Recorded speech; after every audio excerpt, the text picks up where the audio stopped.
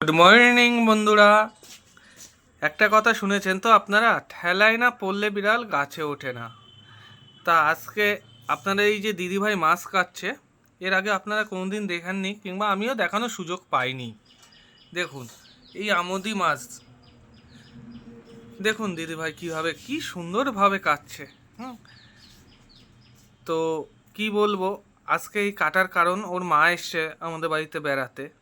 এখন মার সামনে তো আর বলতে পারছে না যে কি গো, হ্যাঁ গো, কেটে দিলে। প্রত্যেক শুক্রবার কিন্তু আমার ছুটি থাকে, এই শুক্রবারে আমারই কাটতে হয় সব কিছু। আজকে সে আর বলতে পারছে না, মনে মনে অনেক গালি দিচ্ছে, ভাবছে আমার মা যদি না আসতো আজকে জব্দ করতাম শাশুড়ির ছেলেটাকে। শাশুড়ির বাজার থেকে মাছ কেটে না নিয়ে আসা কি হয়, 30 টাকা 40 টাকার মাছ কিনে আর 10 টাকা দিয়ে তো মাছ কাটিয়েই আনা যায়। আমি মনে মনে বলছি আপনাদের দিদিভাই যে আমি স্যার মাছটা পর্যন্ত ধুই না, আর সেই মাছটা আমারে কাটাতে হচ্ছে, আমারে জব্দ করা হয়েছে তো। তা কি গো, দেখুন আপনাদের দিদিভাই কি বলছে। কি গো, মাছ কাটতে কেমন লাগছে? আমি যদি না, আরে বাবা আজকে আমাদের সুযোগ এসছে তাই না? যদি না যাই, একটু দেখুক বন্ধুরা যে তুমি কত সুন্দর লক্ষ্মীমন্ত বউ হয়ে গেছো, কাজ করতে শিখে গেছো।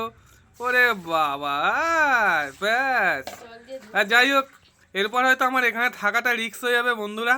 হ্যাঁ, বলা যায় না, শীতকালে বড় ভয় জলের, ছুঁড়ে মারতে পারে কিংবা হাতের সামনে বটি আছে, বটি দিয়েও তাড়া করতে পারে। মেয়ে ছেলেদের একটু ভরসা করা যায় না, বিশেষ করে বউদের।